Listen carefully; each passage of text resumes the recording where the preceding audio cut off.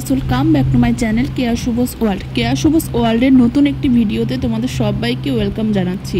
কেমন আছো তোমরা সবাই? আশা করছি তোমরা সবাই ভালো আছো, সুস্থ আছো এবং সবার আশীর্বাদে আমরাও বেশ ভালোই আছি।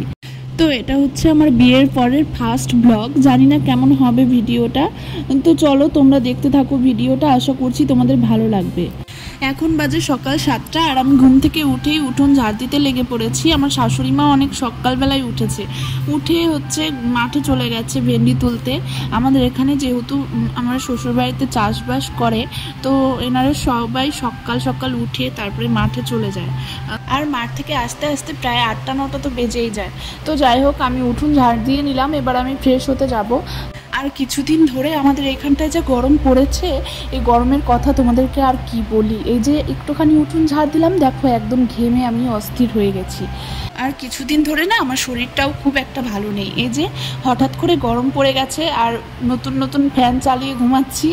রাত্রেবেলা ঘেমে যাই, আবার ঘামটা শরীরের মধ্যে শুকিয়ে যায়। এর মধ্যে আমার প্রচুর জ্বর চলে এসেছিলো। তারপরে এই যে এখন একটু শরীরটা ঠিকঠাক আছে আর কি। তবুও যতই গরম লাগুক না কেন, ফ্যান চালাতে না একটু ভয় ভয় করে। মানে মনে হয় কি আবার জ্বর আসবে নাকি, এরকমটা মনে হয়। তার জন্য না যতই গরম লাগুক ফ্যান আর চালাই না। দিনের বেলা যদি খুব গরম লাগে তখনই একটু ফ্যানটা চালাই। আর রাত্রেবেলা যেহেতু হচ্ছে আমার ননদ পাশে ঘুমায়, আমার সঙ্গে আমার ননদ থাকে, ওর তো গরম লাগে, এবার ও হচ্ছে চালায়। তো আমি এখন বিছানা তুলে নিচ্ছি।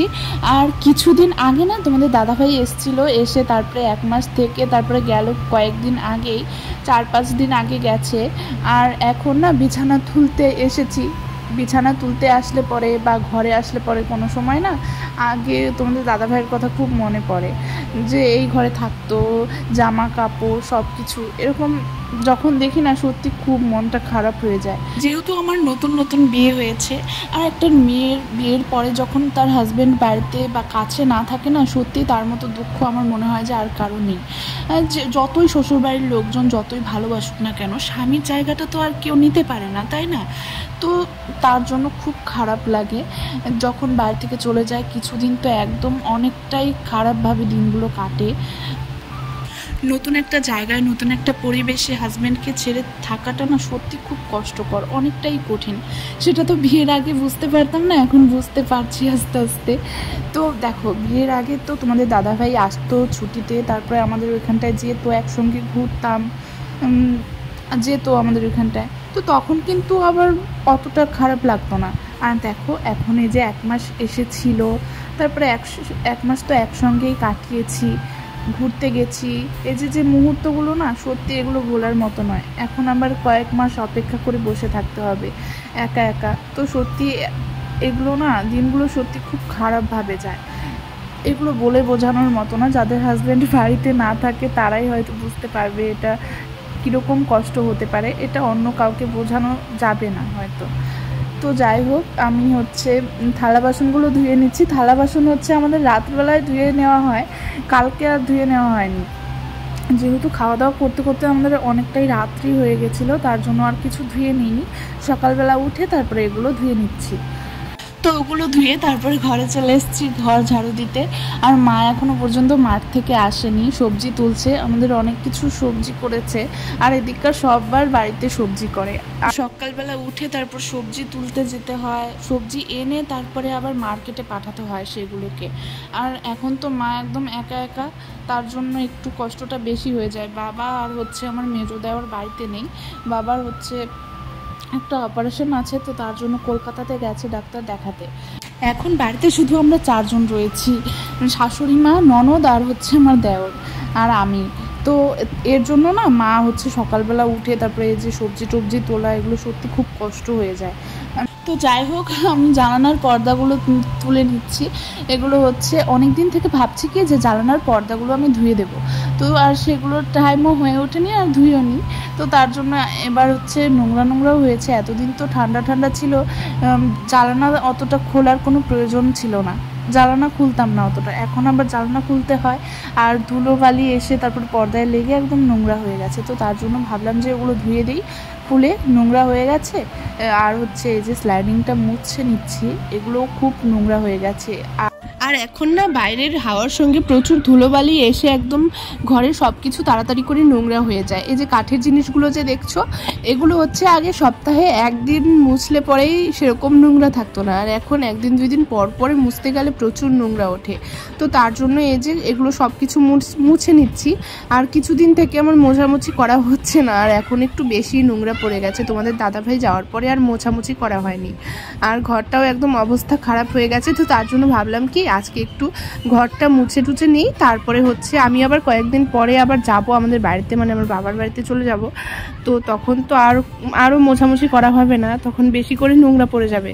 তো তার জন্য আমি একটু মুছে টুছে নিচ্ছি। দেখি এই 2-3 দিনের মধ্যেই হয়তো যাব আমাদের বাড়িতে। এবার কেন জানি না বাবার বাড়িতে যাওয়ার জন্য একদম মনটা ছুটে গেছে। তোমাদের দাদাভাই যতদিন বাড়িতে ছিল ততদিন তো আর সেরকম যেতে ইচ্ছা করতো না, বাট যেতে ইচ্ছা করতো এরকম আর লাগতো না। এখন তোমাদের দাদাভাই যাওয়ার পরে না খুব যেতে মন চাইছে, কিছুদিন থেকে মন বসছেই না এখানটায়। শুধু মনে হচ্ছে কি কবে যে বাড়িতে যাব এরকমটাই শুধু মনে হচ্ছে। জানো তো বিয়ের আগে আমি কোনোদিনও কোথাও গিয়ে না 1 দিন কি 2 দিন তার বেশি কোনো দিন থাকতে পারতাম না। বাড়ি ছেড়ে থাকাটা না সত্যি আমার পক্ষে খুব কষ্টকর হয়ে যেত। আর দেখো এই যে বিয়ের পরে কেমন মেয়েদের জীবনটাই কিন্তু এরকম। আমার মনে হয় না যে কোনো মেয়ে বিয়ের আগে বাবার বাড়ি ছেড়ে অন্য বাড়িতে, মানে কোনো বাড়িতে বেড়াতে গেলে তার ভালো লাগতো। সত্যি কথা বলতে আমার তো একদমই লাগতো না, আর আমার মনে হয় যে বেশিরভাগ মেয়েদেরই লাগেও না, বাড়ি ছেড়ে অন্য কোথাও ভালোই লাগে না। তো দেখো বিয়ের পরে এখন থাকতে হবে, এখানটাই তো সারা জীবন থাকতে হবে, এটাই তো মেয়েদের লাইফ, তাই না? তো যাই হোক, পর্দাগুলো আমি ধুয়ে তারপরে এই যে দেখো মেলে দিয়েছি, আর কিছু জামা কাপড় ছিল ওগুলোও ধুয়ে তারপরে মেলে দিলাম। আর আজকে কিন্তু বেশ রোদ উঠেছে, দেখবে যখন রোদ উঠে তখন কিন্তু কিছু ধুতেও বেশ ভালো লাগে, আর যখন রোদ্র না ওঠে তখন মনে হয় না যে কিছু ধুয়ে দিই। তো এই হচ্ছে ব্যাপার। আর এই যে দেখো আমি ছাদের থেকে এসেছি, আর আমার একদম কোনো কিছু জামা কাপড় চোপড় ধুতে গেলে পরেই আমি একদম জামা কাপড় ভিজে আমি একাকার হয়ে যাই, একদম সম্পূর্ণ শরীরের প্রায় অর্ধেকটাই ভিজে গেছে আমার।